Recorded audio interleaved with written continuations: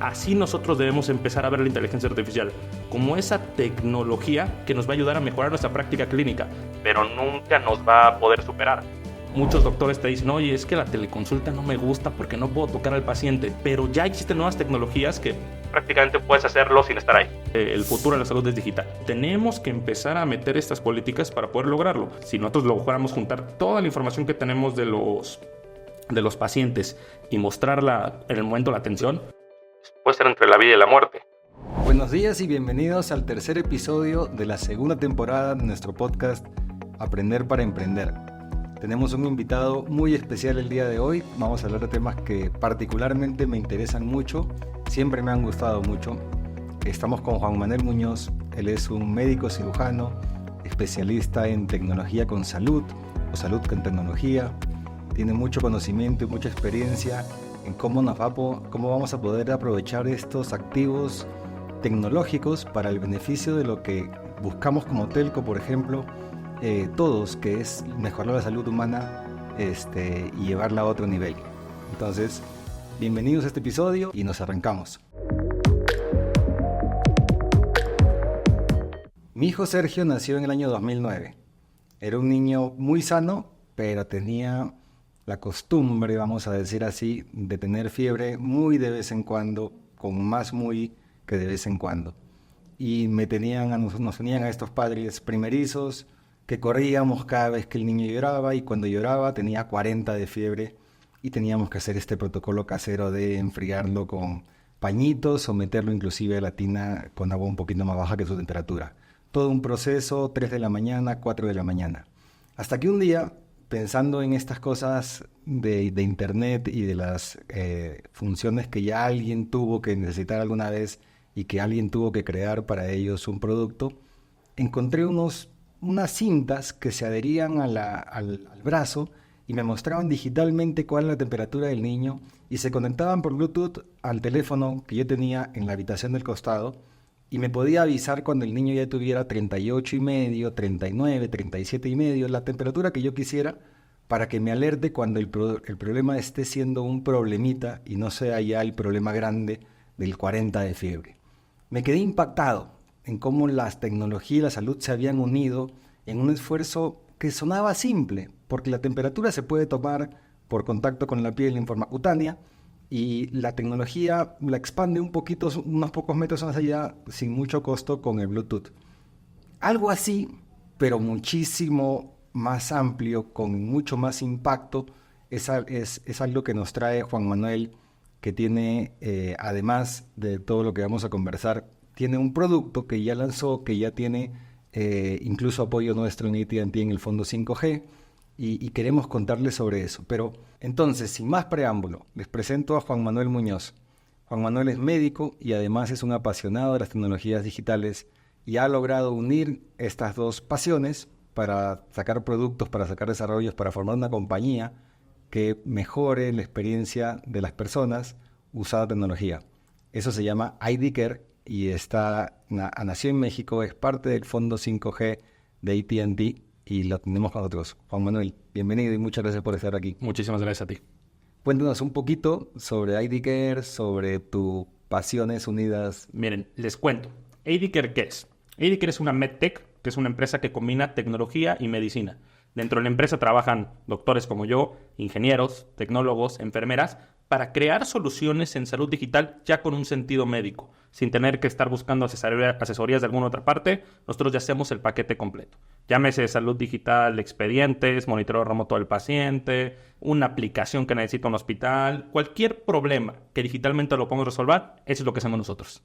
Excelente. ¿Qué te parece ¿Qué te parece la analogía de un parche sobre la fiebre y el electrocardiograma que ustedes hacen? A ver, Oscar, es que esa tecnología que tú mencionas es una tecnología que en el mundo de salud digital ya existe. Y bueno, ya la probaste tú. Eso se llama monitoreo remoto del paciente. ¿Qué es esto?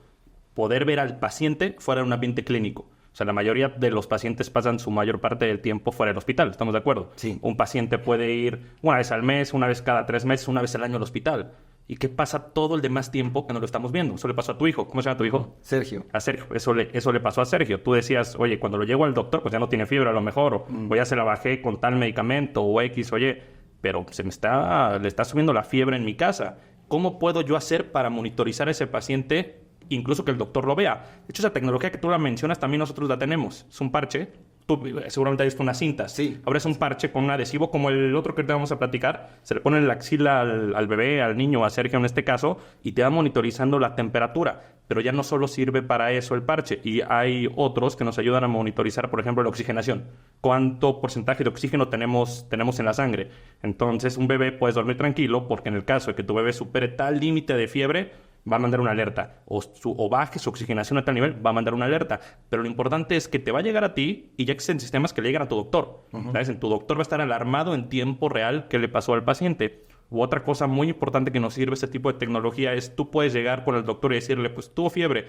Ay, no se la tomé, pasa muchísimo. ¿Cómo sabes que tuvo fiebre? Ah, es que lo sentí caliente. Sí, pero en un niño es diferente 38, 39, 40, 41, ¿sabes? Si tú tienes uno de estos sistemas, incluso puedes formar un registro. Tú puedes llegar con el doctor y decirle, mira, doctor, este es el registro de temperaturas de mi hijo, de oxigenación de mi hijo, y va a tomar una mejor decisión ese doctor. Claro. Es una súper tecnología. Claro. Qué interesante cómo, o sea, en las telecomunicaciones, que conectemos dos llamadas es algo ya del pasado. Día a día. Exactamente, en nuestro día a día. Lo que buscamos es que en algún momento los autos estén conectados 100%. Y este ejemplo que yo escucho desde el 2012, 2013, que el doctor va a operar a corazón abierto en otra parte del mundo, la telemedicina, y que el 4G no podía sostener las latencias que necesitaban, pero 5G sí. Entonces, esto va de la mano y quiero que todos los que nos están viendo y oyendo pues tengan conciencia de cómo el matrimonio tecnología-salud va a ayudar muchísimo en reducir costos, va a ayudar muchísimo en tener un monitoreo para un mejor diagnóstico y tratamiento de los pacientes y sobre todo en lugares en los que no hay ese conocimiento de planta, ¿no? Claro, a ver, como lo mencionas, ese ejemplo que acabas de dar, el paciente que tuvo una cirugía, creo que fue en Japón, no sé si lo leyeron, acaba de ver una cirugía, no me acuerdo si fue en Japón o en China, el doctor estaba creo que a 5,000 kilómetros, sí, 5,000 kilómetros, no creo que 505,000, operando al paciente. ¿Sabes? Ya lo vemos, ya es una realidad, ya es igual como te digo del día a día. Nosotros como doctores necesitamos tecnología y lo hemos necesitado durante todo el tiempo. Por ejemplo, ahorita no me gusta decir que está de moda porque no considero que es una moda, que es algo que ya llegó con nosotros, la inteligencia artificial. Sí. Mucha gente incluso les dice, oye, qué miedo, la inteligencia artificial nos va a quitar nuestro trabajo a nosotros, incluso a los doctores. No, siempre les digo, eso no existe. Yo les pongo siempre esta analogía. Hay un instrumento que los doctores usamos que es un estetoscopio, que sirve para escuchar los latidos del corazón de los pacientes. Seguramente todos los han puesto en un estetoscopio alguna vez. Así nosotros debemos empezar a ver la inteligencia artificial como esa tecnología que nos va a ayudar a mejorar nuestra práctica clínica, pero nunca nos va a poder superar. Hay casos muy interesantes. Cuando yo estudiaba medicina me decían mis maestros, cada paciente es un mundo, y eso es verdad. Porque muchas veces nosotros como doctores nos aprendíamos cosas de los libros, ¿no? Y decía, mira, esto es esto. ¿Y qué crees? Que en la vida real, 99 pacientes sí es eso, pero uno no. Entonces la inteligencia artificial lo que nos puede ayudar es guiarnos. Pero ¿qué va a pasar con ese uno que no está en estadística? Necesitas al doctor, ¿sabes? Es algo muy sencillo. Los doctores, todas nuestras generaciones hemos estado casados con tecnología. Desde que inventaron el estetoscopio hasta las grandes empresas que tenemos ahorita dedicadas especialmente a instrumental médico. ¿Y cómo le diste, cómo fue tu proceso de médico, digamos, con consulta, me imagino, con pacientes, a formar IDCare al otro lado, que ya es un emprendimiento, un negocio, un desarrollo empresarial? Sí, claro, pues mira, fue algo muy chistoso porque les digo ahorita que sigo viendo pacientes. Ya trato, no porque no quiera, me encanta mi carrera, amo ser doctor, me encanta, no me da tiempo y ya trabajo en una oficina. Entonces hay pacientes que me vienen a buscar a la oficina y les digo, oye, no te voy a atender aquí en la oficina, mejor te mando con mis amigos, te vas a tener un mejor tratamiento con mis amigos que son internistas, cirujanos, no es conmigo. Ahí empezó a apasionar el mundo de la tecnología, mucho antes que la pandemia, donde vi el impacto que puede llegar a tener. ¿Qué pasa? Por ejemplo, un proyecto ahorita padrísimo que tenemos, hay unas comunidades en la Sierra de Chiapas que tienen personas embarazadas que en su vida han tenido un ultrasonido. Entonces llegaban al día de su parto sin haber tenido un solo ultrasonido. Imagínate, es un parto de altísimo. O sea, el bebé podría estar de cabeza, de espalda. Como quieras, o enredado, era un embarazo de alto riesgo, se llama. Entonces lo que hicimos nosotros fue, con el ayuda de tecnología, conectar a un expediente médico electrónico donde llevan todos los registros del paciente a un ultrasonido. Va conectado a una red de internet, van a los lugares, a la sierra de Chiapas en este caso, toman el ultrasonido del paciente y eso se transmite al ginecólogo, al radiólogo, a un médico especialista en ultrasonografía para que vea cómo viene ese paciente. Entonces ya tenemos personas que nunca habían tenido un ultrasonido antes de su parto con el seguimiento. Entonces ya te das una idea cómo viene ese bebé, porque incluso nos ha pasado que llegan y el bebé no está, o sea, no que está bien o no viene bien o ya está en proceso de parto y ¿en cuánto está el hospital? A 6 horas. Es una locura. Si nosotros llevamos el seguimiento, le podemos decir incluso, a ver, 2 semanas antes, un mes antes, vete a la clínica, vete a la comunidad donde te van a poder atender. Entonces, la tecnología nos ayuda a uno a tener ese impacto global. O sea, ese impacto general. No es solo yo como doctor, me encanta ser doctor, pero yo como doctor tengo mi consulta y te curo tu gripa, lo que tengas. No. Con la ayuda de tecnología nos abre el espectro. Entonces, yo estando atrás, pudiendo liderar esos procesos de innovación, esas nuevas tecnologías, me ayuda directamente, porque no es indirectamente, a que la gente tenga una mejor salud.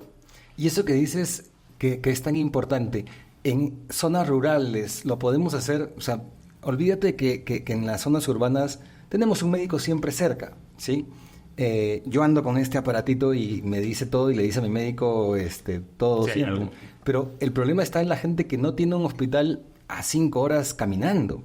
O sea, el ejemplo que contabas de Chiapas y tanta extensión que hay en territorio mexicano y en el territorio mundial. Entonces, cuando logras algo, corrígeme si me equivoco, pero cuando corriges algo, logras un beneficio de salud, ya no tiene idioma ni moneda, ya se puede llevar a cualquier país porque es tecnología de salud y los humanos básicamente somos iguales Sí, en todas partes, ¿no? sí, somos, como dicen, Homo sapiens.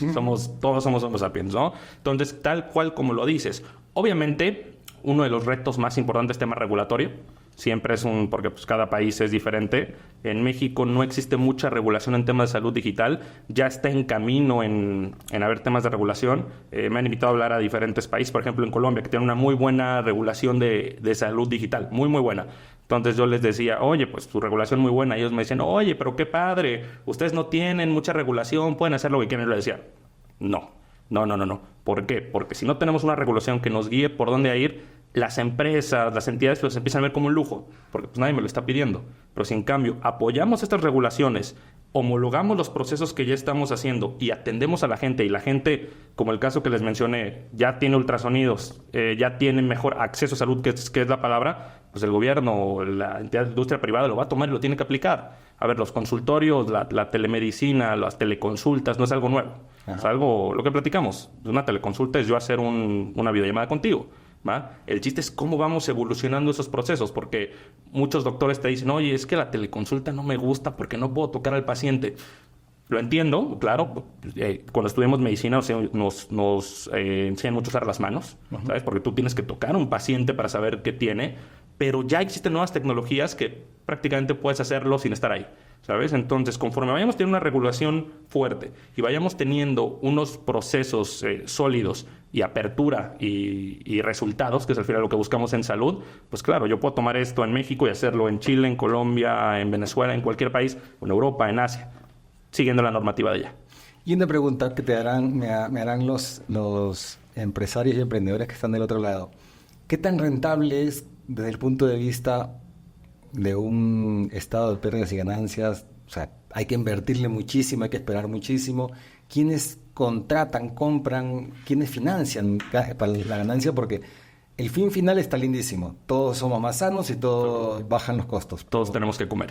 ¿Cómo llegamos a pagar las cuentas del día a día también? 100%. Y es un tema súper interesante, sobre todo en salud.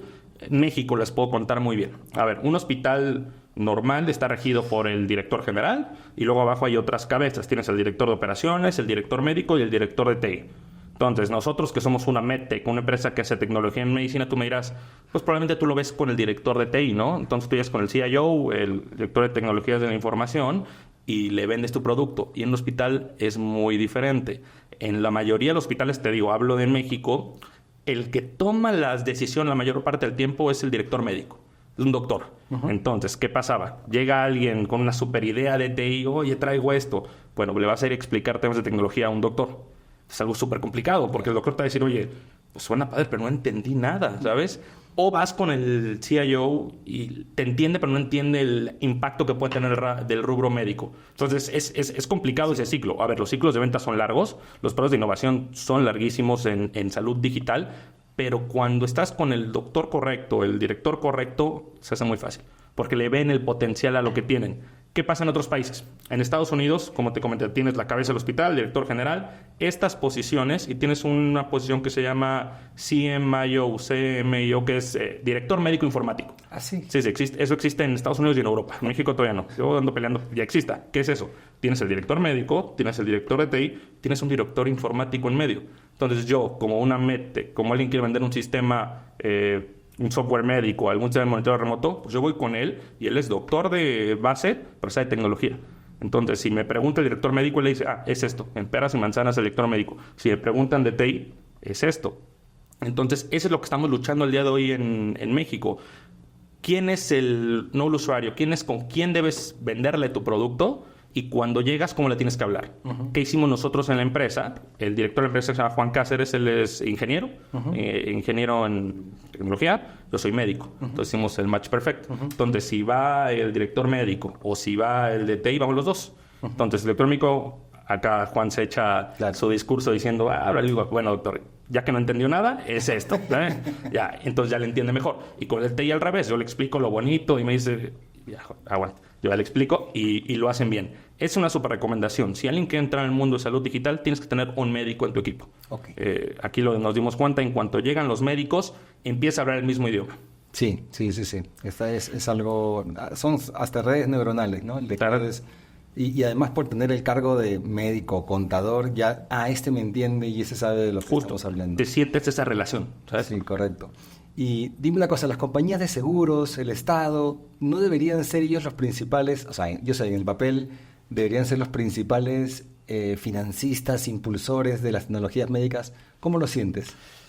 Sí deberían serlo. Al día de hoy, yo espero que venga más apoyo. ¿Sabes? Yo considero que el mundo Health Tech, MedTech en México estamos un poco solos. Hemos tratado de hacer, empujar normativas. Por ejemplo, una normativa del expediente médico o el expediente electrónico digital. Sí. Creo que todos lo escuchamos alguna vez de que llegas al hospital o les ha pasado y llegas a X hospital, ¿qué alergias tienes? Tal. Todo de cero. Y luego vas al otro hospital y te preguntan lo mismo. Oye, o imagínate que llega un paciente inconsciente. Entonces, ¿cómo sabes qué alergias tiene ese paciente? ¿Pero qué crees? Si tuviéramos un sistema de salud donde ya se comparte la información, que se llama eso interoperabilidad, el poder compartir la información en el momento exacto a la persona exacta, pues ya esa persona que es inconsciente, ya sabes que en la otra hospitalización tuvo estas alergias, tomó estos medicamentos, tiene estas enfermedades, entonces lo hace un poco más fácil. Era lo que regresaba. Si tenemos una política, no voy a decir más dura, mejor en temas de interoperabilidad, en temas de salud digital, pues va a ser un beneficio increíble a la población. El director mundial de la salud, de la ONU, de la Organización Mundial de la Salud, se llama el doctor Tedros, él tiene una frase que dice, el futuro de la salud es digital. Te lo está diciendo el director de la Organización Mundial de la Salud, ¿sabes? Entonces, tenemos que empezar a meter estas políticas para poder lograrlo. Si no, lo único que estamos haciendo es generar silos de información o partes de información, una en este hospital, otra por acá, otra por acá, y eso no está bien para el paciente. Sí. ¿Sabes? Si nosotros lográramos juntar toda la información que tenemos de los pacientes y mostrarla en el momento de la atención, pues puede ser entre la vida y la muerte. A ver, y ahí ya si nos queremos meter a temas más importantes, porque me van a decir, oye, pero ¿cómo yo voy a compartir información privada de un paciente? Porque es el nivel de ciberseguridad muy alto, el más alto que hay. De hecho, nos dicen, es el nivel igual a financiero. Yo les digo, no debe ser, en temas ya de ciberseguridad, pues sí, es lo más alto que hay, ¿no? El tema financiero y el tema médico. Pero ¿qué crees? ¿Qué pasa si a ti un día, Oscar, llegan y te roban las tarjetas, te las clonan, bla, bla? ¿Qué va a hacer el banco? Te da unas nuevas. Unas nuevas, ¿no? ¿Qué pasa? Otra vez, que a ti te roben tu expediente médico. ¿Te pueden cambiar tus padecimientos? No, eso es para siempre. Entonces les digo, ok, sí debe tener, porque a lo mejor no hay un estándar más alto, pero el tema de datos e información médica es mucho más importante, porque un diagnóstico yo no te lo puedo cambiar. Un número de tarjeta de crédito te lo cambio ahorita. Bueno, yo no, los bancos, ¿verdad? Te lo cambio ahorita. Entonces, sí veo apoyo del gobierno, sí veo interés, pero nos gustaría que estuvieran más metidos. Qué bueno. Me provoca hacer una mesa redonda, ¿sabes? Y buenísimo. Comenzar a concientizar sobre el tema. Pero para no clavarnos, déjame contar solamente una experiencia que tuve en un país en el que trabajé, en el que creamos una solución que se llamaba Epicrisis, que lo que hacía era, le daba al paciente su historial clínico y su más reciente detalle de la crisis que tuvo. Entonces, ¿quién mejor que tú para cuidar tu activo médico, si quieres, en el conocimiento? Y de ahí ya pues lo compartes con quien quieras, pero eso de estar yendo a cada hospital o cada tratamiento y comenzar desde cero con alergias, con historial clínico y los padres que no. Pero bueno, cuéntanos, Juan Manuel, ¿cómo cambió a IDCare o a lo que hacían siempre 5G? Este concepto etéreo que suena complejo, pero no le vemos el valor siempre en el día a día. ¿Cómo fue para ustedes 5G? Pues mira, para nosotros fue abrirnos un canal de negocio. Les comentaba, ya mencionaste que fuimos ganadores del premio. Cuéntanos, por favor, un poquito más también. Mira, nosotros teníamos un aparato que es del tamaño de una galleta, donde te lo pones en el pecho, igual como lo que platicamos de la temperatura y la oximetría, y te manda la señal del electrocardiograma en tiempo real. ¿Qué es un electrocardiograma? Cómo está latiendo tu corazón eléctricamente. ¿Sabes? Si hemos visto en las películas el ti, ti, ti, puede ser un electrocardiograma. ¿Sabes? Un monitoreo del corazón. ¿Qué pasa? Esto lo tenemos en un ambiente muy controlado, que es un ambiente hospitalario. ¿Por qué? Porque necesitamos una red muy buena, un Wi-Fi muy bueno para que funcionara. ¿Por qué? El electrocardiograma manda señales cada 25 milisegundos. Una locura. ¿Sabes? Cada vez que lata tu corazón, incluso la parte que no late, manda señal. Entonces, con redes 4G, 3G, la latencia nos mataba. ¿Sabes? Entonces, si no tenían una red 5G, si no tenían una red, sobre todo un Wi-Fi, super Wi-Fi bueno, no lo podíamos usar fuera del hospital. Llegó AT&T, nos inscribimos al concurso y fue una maravilla porque nos enseñaron cómo poder conectar el parche a la red 5G y funciona maravilloso. De hecho, el día de la demo lo conectamos a una ambulancia. A ver si ahí les ponen el video, lo conectamos a una ambulancia y se vio cómo la persona que iba en la ambulancia, obviamente no era una persona real, era un actor, llamémoslo, se le transmitía el electrocardiograma perfectamente. Y es de este tamaño. Entonces la red 5G a nosotros nos vino a abrir un nuevo canal de negocios porque pues ya no solo el parche lo puedo tener dentro del hospital, ya lo puedo traer aquí conmigo, lo hubiera traído, pero bueno, lo puedo traer aquí conmigo y estar mandándole la señal del electrocardiograma a quien yo quiera, en donde quiera. Llámese a mi esposa, llámese a mi doctor, o llámese al Sistema de Salud de México, o llámese a otro país. Entonces la red 5G a nosotros pues, nos abrió un nuevo canal de negocio, así de fácil. Buenísimo. Y bueno, y va a ayudar a salvar vidas, creo. Pues sí. Para los que no estén muy familiarizados con el concepto de latencia y 4G, 5G, lo que hace la tecnología 5G es que acorta la distancia entre paquetes, a veces a milisegundos y casi nada. Entonces, no hay esos vacíos de información que en 4G sí habían, y entonces te llegaba un paquete y luego te llegaba otro paquete. Es como ver una película fraccionada. Pero en ese momento hubo información del programa que se perdió. En cambio, con 5G aseguras la continuidad de la película, vamos a decir así. No tenías fotos. Sí, a ver, y un paciente monitorizado del corazón, teniendo esa que llama esa pérdida de información, pues te echa a perder el estudio. Porque te dice, el paciente tiene una arritmia cuando no la tiene, o no la tiene cuando sí la tiene. Entonces, con la red 5G lo logramos. Claro, yo voy a comprar uno de esos. Yo ando con esto y mi médico me dice... Son buenísimos también. Fibrilación auricular, ¿qué te ha pasado? Y ando en esas, así que te entiendo perfectamente lo que es. Y esa tecnología es maravillosa, ¿eh? Te digo más, mi médico me alerta, yo te digo, recibo 3 alertas al trimestre más o menos, de cosas que yo no siento. Sí, exacto. Son enfermedades silentes, digamos, silenciosas. Por ejemplo, la hipertensión arterial, diabetes, son enfermedades silenciosas. Ya existe el monitoreo continuo de glucosa, de azúcar, con dispositivos. Uno que te pones aquí. Eso he visto, sí. Y continuamente te están viendo la glucosa sin estar piquete el dedo o decir, creo que ya me sentí mal, ahorita me lo pico. Imagínate que todo el día te esté monitorizando, pasó algo, le llega a tu doctor y, oye, traes 200, 300 de glucosa, está todo bien, revisa, ¿sabes? Lo bueno es que creo que en esos casos identifica la hora en la que sucedió. Entonces, si has comido alimentos, exacto, pues hay esa asociación de metabolización de la glucosa y tal, ¿no? Exacto, pero ese es otro tema muy importante, porque está padrísimo. Ahorita yo me vuelvo un cyborg, me vuelvo medio robot, me conecto parche, reloj, otro parche aquí, el de temperatura, todo lo que hemos platicado, pero ¿quién lo va a ver? ¿Sabes? Hay otra cosa más interesante. Los doctores aquí están cansados, están burnout, ¿sabes? Tienen mucho trabajo. muchísimo trabajo. Es una locura la cantidad de trabajo que tenemos doctores. Es otra de las barreras, porque te dicen, oye, si tengo un paciente cyborg súper monitorizado, pero no me da tiempo de verlo. Ahí podemos hacer otras cosas, que ya estamos en proceso de innovación nosotros en toda esa información que nos está llegando, frecuencia cardíaca, temperatura, todo lo que venimos platicando, cómo le interpreto y cómo le mando un solo resultado a su doctor. En vez de decirle, esto oxigenación, esto tiene fibrilación auricular, esto su electrocardiograma, esto su temperatura, decirle, tal, este es el resumen, doctor. O vale la pena verlo o no, porque es otro tema muy importante. Al día de hoy, el sistema de salud, no hay tantos doctores como creemos. A veces los vemos, pero tenemos a los doctores de farmacia que hacen una buena labor. El 60% de la población se atiende ahí.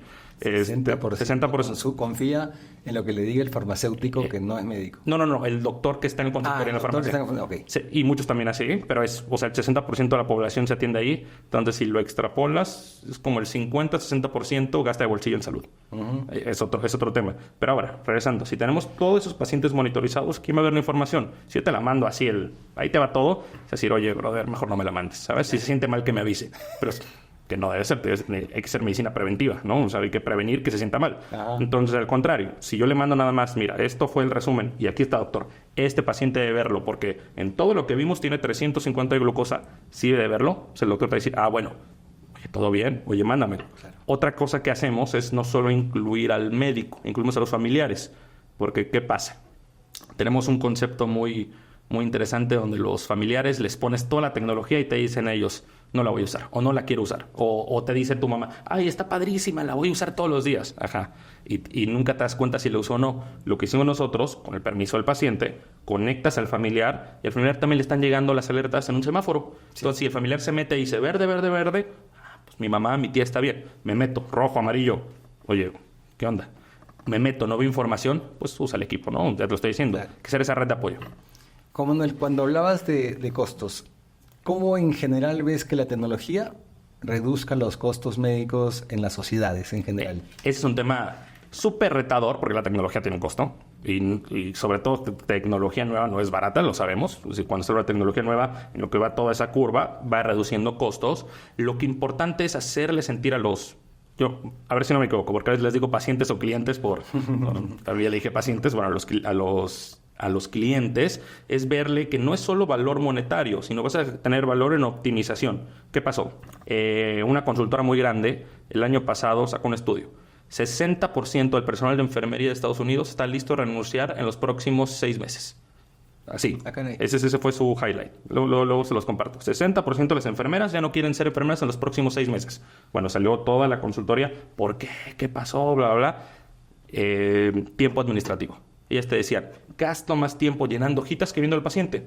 Y eso es verdad. O sea, la enfermera pasa el 60% de su tiempo llenando hojitas y 40 o 30% de su tiempo con paciente. Si nosotros podemos impactar y decirle al director médico, el personal que va a tomar la decisión, oye, no solo ves el tema monetario, ve el tiempo en ahorro que vas a tener a tu personal, cuánto menos rotación de personal vas a tener, cómo vas a optimizar tus recursos. Qué interesante. Eso es muy importante. Entonces, estamos viendo el problema gigantesco. Uno, que ya no hay tanto profesionales de la salud.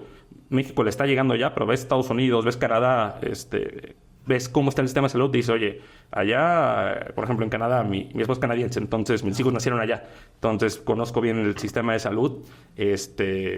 Para ginecología era algo sencillo porque no había tantos niños, pero la abuela de mi esposa tiene insuficiencia cardíaca y veía al doctor una vez al año, ¿sabes? Y el problema ya es que no tienes de otra, porque no tienes cómo pagarle, porque todo es medicina pública, bueno, el 70%, pero para eso es medicina pública, entonces no puedes hacerle aquí de que, bueno, le pago la consulta y voy.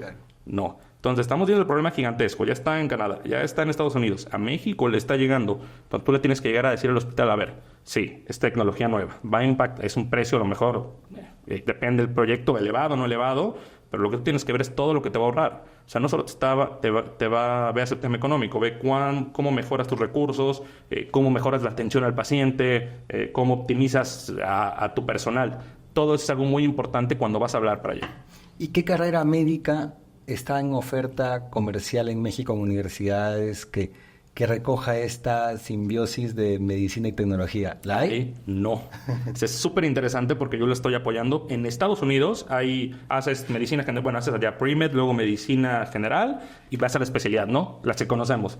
Ginecología, cardiología, las grandes, ¿no? Pero ahí tienen una cosa que se llama analista clínico, que ya es la primera parte de TI. O sea, tú acabas medicina como yo y te vas a la parte de TI, analista clínico, dentro de una especialidad médica. Y de ahí ya empiezas a crecer hasta lograr ser director médico informático, lo que te platiqué. En México no hay. Yo he platicado con directores de facultades de la salud y les decía, oye, tenemos que enseñarle esto a los doctores, porque tú cuando entras a medicina te dicen, bueno, te dicen más o menos o no, la especialidad lo es todo, ¿no? Entonces tú tienes que acabar medicina y luego tienes que hacer cardiología, cirugía y de eso vas a vivir. Y hay otras carreras. Y otras carreras pueden llegar a tener más impacto. Nos necesitamos todos, obviamente. Pero al día de hoy no existe esa posición. Yo es algo que estoy apoyando. Ya están llegando a certificaciones a México, sobre todo hay una empresa muy grande que es una ONG que se llama HIMSS, que es Health Informatics Management System Society. Información médica, es el que rige toda la parte de salud digital en el mundo. Ellos certifican, por ejemplo, a los mejores hospitales del mundo en hospitales paperless, ¿sabes? Ya, por ejemplo, yo estoy haciendo esas certificaciones. ¿Sabes? Para el momento que llegue ese donde, oye, si ya necesitamos un director médico informático, pues ya hay gente que lo hace. ¿Sabes? Hay que prepararnos. Y hay que a los jóvenes impulsarlos, decirles, si esta carrera es una carrera nueva, vas a ser de los primeros, vamos a poner las bases. Entonces, algo súper, súper importante. Estoy totalmente de acuerdo. Yo ando mucho con mis hijos que ya están comenzando a hablar de carreras y todo lo demás. Y cada vez llego más a la conclusión de que no hay que fijarse hoy qué cosa es lo que necesita o donde veo empleos abiertos, que hoy día puede que sea, no sé, influencers y todo lo que tenga que ver con esto de diseño digital y tal, pero hay que fijarse en lo que va a necesitarse en no los 5 años que te va a tomar estudiar, sino los 5 más los 3 de experiencia que vas a tener que pagar piso y andar buscando trabajos donde te los den para aplicar tu especialidad. Y ahí, si estás parado en ese mundo, se van a juntar la preparación y la oportunidad y vas a tener eso que llaman suerte. Exactamente. Entonces, pero si no hay la oportunidad, ese es el tema. Muchas carreras van a desaparecer. Y además, como está avanzando la tecnología, que yo lo veo en tema médico, ya platicamos de inteligencia artificial, pero además temas es impresionante. Eso que tú mencionas, Oscar, es algo que deben tener en cuenta mucho los jóvenes. ¿Cómo me adelanto? O sea, ya ahorita ya sabemos que la inteligencia artificial, bueno, puedes empezar por ahí, pero ¿qué viene después? Ya las tendencias van. O sea, ¿qué se va a convertir esa inteligencia artificial? Si logramos que los jóvenes lo hagan, pues vamos a tener jóvenes más felices. Sí. 6 de mis 8 reuniones, la vez pasada comentaba esto en una entrevista, 6 de mis 8 reuniones diarias tienen sobre la mesa todo o una parte de inteligencia artificial. Y la preocupación de los empresarios es, ¿cómo puedo aplicarme inteligencia artificial y qué puestos voy a usar un verbo que no existe, que se llama eficientar, ¿no? Voy a dejar de necesitar. Y yo les cuento una anécdota de mi día a día con mi sobrina. Yo le llevo unos 10 años. Y es médico cirujano especialista en trasplantes, inmunóloga en Estados Unidos, en Miami, en el Jackson Memorial. Cuando vino a México hace poco, estaba desconectada de su trabajo en el día a día, pero entraba en unos momentos en los que le llamaban por emergencia y me contaba lo que hacía en esos momentos, y era seleccionar formar parte de un comité que seleccionaba a qué paciente, niño, porque estaba trabajando en inmunología pediátrica, le debían poner un órgano. El comité de trasplantes. El comité de trasplantes. Y yo decía dentro de mí, esto no lo puede hacer una máquina, porque tiene que considerar el paciente receptor si lo iba a recibir de algo muy precioso, que es un órgano de alguien recién muerto. Sí, claro. Pero en los niños hay algo particular, además, que los niños no son del mismo tamaño. Entonces, un órgano más chiquito, más grande, y a veces los médicos tienen unos rangos de maniobra para recortarlo y tal. Entonces, creo que ese es un ejemplo que a mí me ilustra cómo las profesiones que logren llevar su intuición, su experiencia, su conocimiento, su ojo humano, su ojo clínico, en general, no solo la medicina en especialidad, en general, son las que van a tener mayor posibilidad de tomar y abrazar, con ese puesto que me contabas de analista médico, analista clínico, abrazar la tecnología y sumarlas para ser unos super profesionales. Y esos son los que creo yo que van a tener las mejores condiciones del futuro para pedir y crear negocios y pedir mejores puestos y carreras. Eso que tú dices, Oscar, hay una frase súper importante. Hay una revista internacional en medicina que estudiamos todos. Bueno, hay muchas muy grandes, pero Lancet se llama. Sí, Una revista sí, súper... investigación buenísima. Buenísima. El director general de Lancet sacó una frase que decía: la inteligencia artificial no va a reemplazar a los médicos, pero sí los médicos que no utilicen la inteligencia artificial van a ser reemplazados por los que no. ¿Sabes? Entonces, pues, Está buenísimo. Pues ahí está. Esto lo dice todo, ¿sabes? Entonces, Está buenísimo. hay que tener cuidado. Hay que ver temas éticos, que hay muchísimos. O sea, la gente que yo nada más digo, voy a poner los síntomas de mi paciente y a ver qué me dice y es lo que voy a hacer. No. Otra vez regresamos. Cada paciente es un mundo y amerita su individualización. Muchísimas gracias, Juan Manuel. ¿Sí? Qué gusto conversar sobre temas que realmente importan a todos. Sí, la salud es algo de lo que ya decimos en Año Nuevo: Dios, salud, dinero y amor, pero primero salud. Es algo que no se escatima, aparte. Así es, no se recupera, solo la valoramos cuando la perdemos. Y eso es algo 100%. duro de asimilar. Pero si juntamos, qué bonito juntar la tecnología, que es algo bien impersonal, con antenas y cosas muy tecnológicas, con algo tan personal como la medicina. Qué bueno que estés haciendo esto. Gracias. Me he quedado pensando con lo de la carrera, si te puedo ayudar en algo, Claro que sí. conmigo. A todos los oyentes y que los que nos ven y nos escuchan en Spotify y en LinkedIn, pues ojalá que les haya gustado. Yo lo he disfrutado muchísimo. Vamos a dejar un espacio para saber cómo seguir a Juan Manuel y ADCare. En adcare.com nos pueden contactar, o en mi LinkedIn, José Manuel Muñoz Moreno, con muchísimo gusto. Cualquier pregunta, con mucho gusto las puedo resolver por ahí. Déjenos sus preguntas, por favor, para extendernos y hacerles llegar el detalle con Juan Manuel. Los vemos en el próximo episodio de Aprender para Emprender y sigan creciendo. Muchas gracias. Muchas gracias.